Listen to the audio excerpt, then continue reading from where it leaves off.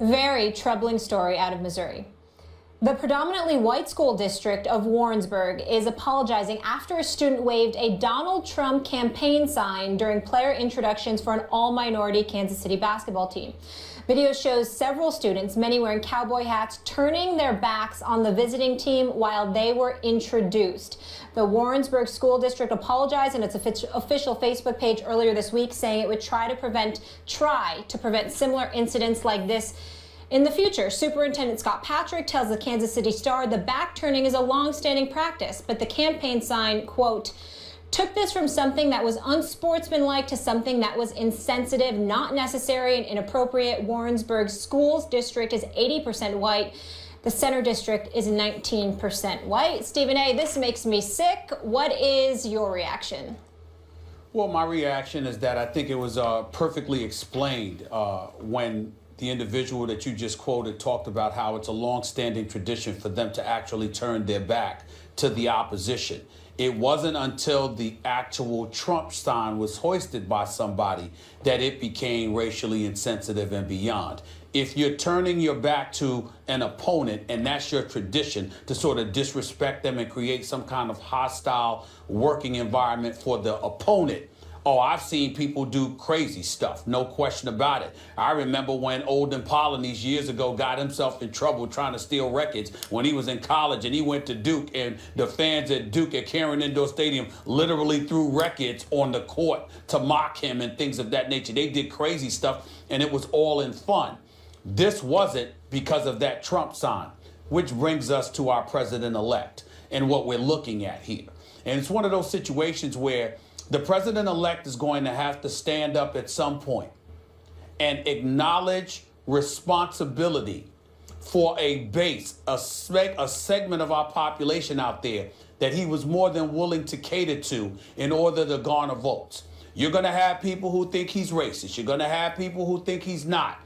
Right now, that conversation is counterproductive because he will be our president of the United States. But what it is important to recognize is the fact that you had no inhibitions whatsoever about peeling, even if it's to a small segment of our populace, a segment of our populace that clearly harbors those feelings and basically adds credence and substance to the proclamation made by Van Jones of CNN the night of the election on November 9th, when he said, and he called it a white lash. Now, there are white people out there who got offended, and they should be offended if indeed he were not talking about them, because he's alluding to them just by virtue of you being white and you voting for Trump. You must have felt a certain way.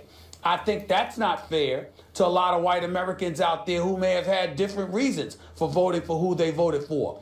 But to the folks who did vote for Trump, who do harbor those sentiments, who do feel that level of vitriol towards different ethnicities, Trump has to stand up, man up, and acknowledge that indeed he didn't mind catering to those, or at the very least, address them more fervently, more vehemently in decrying the positions that they take. Because the more divisive we are as a nation under his presidency, the more difficult it's going to be for him or for Congress and the Senate or beyond to get things done and move this nation in a forward direction. This is emblematic of the problems that await, because there are white individuals out there who have supported Donald Trump, who believe, hey, it's us against everybody else in America. We don't like them, and we have someone who supports our racist, bigoted, prejudiced views, and we don't care because we feel the freedom now to express it. By the way, Max, that never happened under Barack Obama. You didn't see people out there going like this, well, because Barack Obama's our president, we're going to convey these points of views, and this is how we feel. That's not what I saw. Well, there was plenty of seeing it now. There was plenty of racist coverage of Barack Obama's presidency. Let's call it what it is. Okay. Now, I'm talking about the supporters of Barack Obama. I want to take this one at a time. One, if the explanation is, as you stated, that this is a tradition that they do, there happened to be a Trump sign there because that's their guy, okay, I'm going to table some other things to say about that for a second. And it's a misunderstanding. It was put together in a way that made it seem racist when it wasn't. Okay, that's one explanation. I hope that's the case, as a matter of fact. If it's the case that this actually reflects that it wasn't such a misunderstanding and it reflects some racist feelings, then I would say shame on the parents of the students who did it, because it reflects a broken culture in the home. And if it is not that, but it's not about the home, but rather about these kids acting independently, and in fact it was meant in some racist way, then again, shame on the parents. Do a better job raising your kids. But I'm hoping that the latter two are not the case, that in fact it is some kind of a misunderstanding, and it doesn't reflect a broken culture in the home or a culture of negligence as it relates to raising children. I mean, these are high school kids. And I'm not saying that all Trump supporters are racist, bad people, Stephen A. You and I agree about that.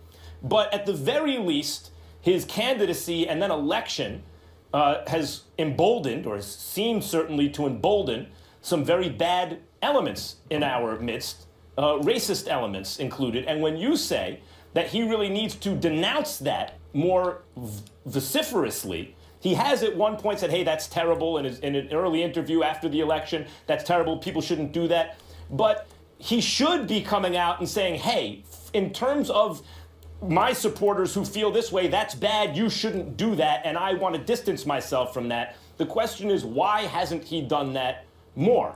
And the answer could be, if you look at the numbers, that it represents a bigger percentage of his support than many want to recognize. Well, that's definitely possible. I just don't know whether or not that's factually correct, but it might be. I'm not so sure. My only point is, and I want to make sure that I'm clear to piggyback off the students turning their backs. I was talking about the tradition of turning your back on an opponent is something they didn't reserve for an all-black team coming to visit. According to the reports, they do it to any opponent that walks into their building when the team is introduced. The only aberration that took place was that for a Trump sign was hoisted on this particular night.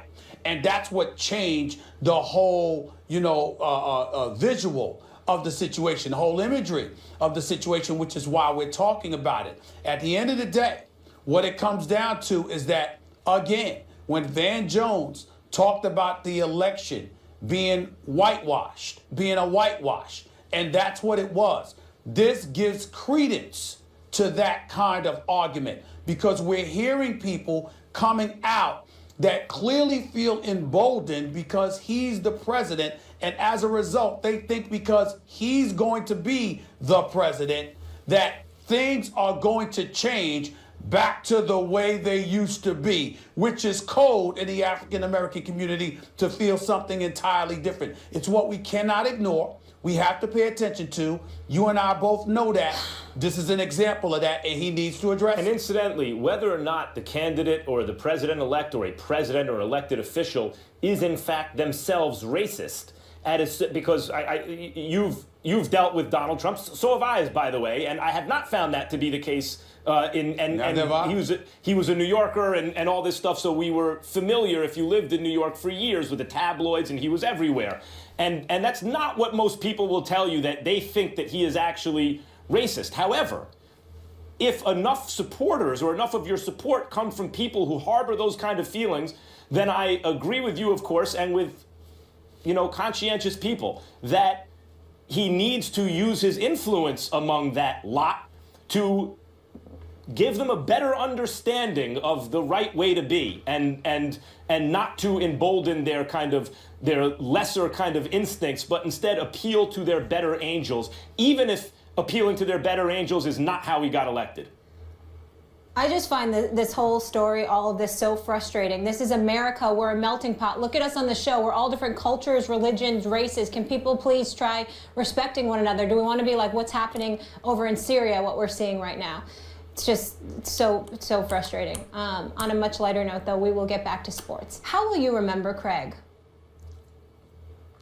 I can't really put it much better than Charles Barkley and Steve Kerr put it. Obviously, they worked with Craig Sager for years. They know him better than me, better than a lot of people, but those of us who have covered the NBA for many years, we know how synonymous he is with the NBA in the world of sports, and we know what a wonderful human being he was. He was always very gentle. He was always very kind.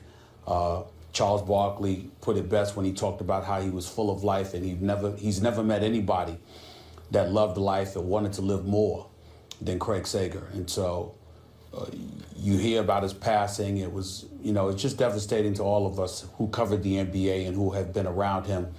When ESPN worked the deal out with Turner to allow Craig Sager to cover his first NBA Finals, I remember LeBron James asking, how in God's name, after all of these years, 20 plus years, have you never covered the NBA Finals until now? It just didn't seem right. It just seemed so perfect when he was there for Game 6 for Cleveland and the Golden State, because it clearly was where he belonged. And I watched him work the arena, just walking around, even beforehand, people wanting to take pictures with him, clamoring for him, thanking him for the strength that he instilled in so many people. To see the standing ovation that he received during the game was incredibly touching. And then when Steve Kerr spoke last night, prior to the Knicks game, the Warriors game against the Knicks, Steve Kerr, who, he's a very good man, and we all know that about him, he actually put a smile on my face, because by him saying and reminding us all how Craig Sager would have wanted us to conduct ourselves, for it to be a celebration to some degree, it made me smile, because I thought about the last time I had spoken to Craig Sager. Craig Sager walked up to me, and we all know, Max and Molly, that he's very well known for the colorful outfits that he wears. And he walked up to me, and like Kobe Bryant said on Mike and Mike earlier today, everyone always looked forward to whatever outfit we were going to see Craig Sager in, because clearly he owned it. He could pull it off. Most of us couldn't. Most of us wouldn't even think about trying. But when it came to him, he would pull it off every time, and he didn't care. This is what he loved. That's how he loved to look. God bless him. And so he came up to me, and he said to me, "Steven, you look great." And I looked around. I was like, what's wrong with my outfit? Why is he saying that? I mean, do I have on something wild or whatever the case may be? And that's what I thought about last night. It just put a smile on my face, because I remember how I was questioning the outfit that I had on, because he was telling me how good my outfit looked when he saw me at Quicken Loans Arena. And so I just think about it from that perspective. I'm sad for his lovely wife, Stacy, his 5 kids, the TNT family. I know all of those folks, and he was a special man, and he meant a great, great deal to the NBA community, and we're all going to miss him.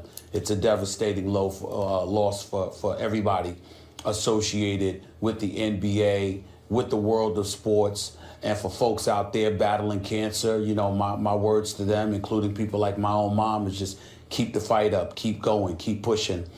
Because Craig Sager certainly did that to the best of his ability. And as sad as it is to see him gone, we owe him an incredible debt of gratitude for the life that he lived and what he was willing to put on display and share with us all. We're all better because of it.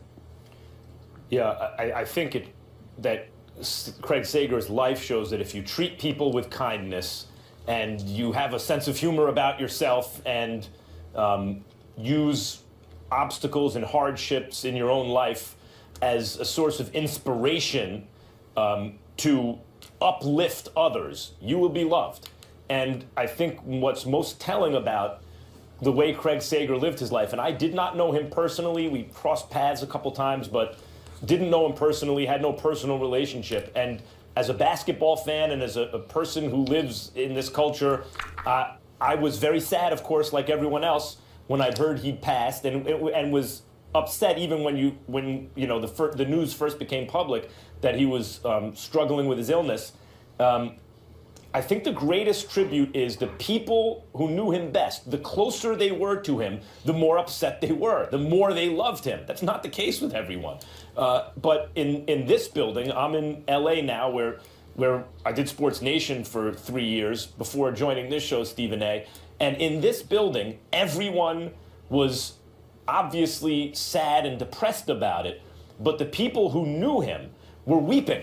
The way Charles Barkley was crying on television, Michelle Beadle and Rachel Nichols were weeping yesterday. And when we discussed how we were going to handle it, because I did Sports Nation for old time's sake while I was here yesterday, I appeared on the show throughout the show, and we had all these things planned, and then the news came out 5 or 10 minutes before we went to air, whatever it was. And the question was, how do we handle something like this?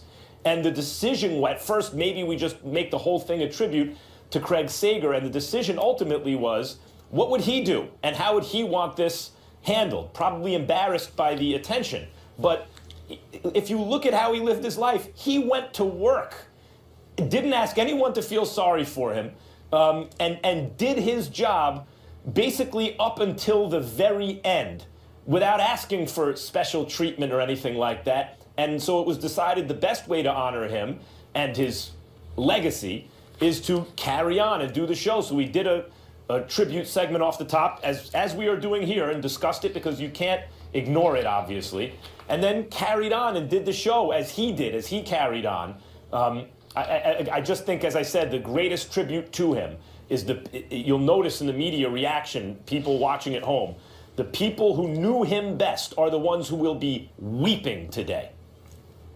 Well, the thing that resonates with me as well is the great Ernie Johnson, who's a cancer survivor, who would go to see him to fire him up and inspire him.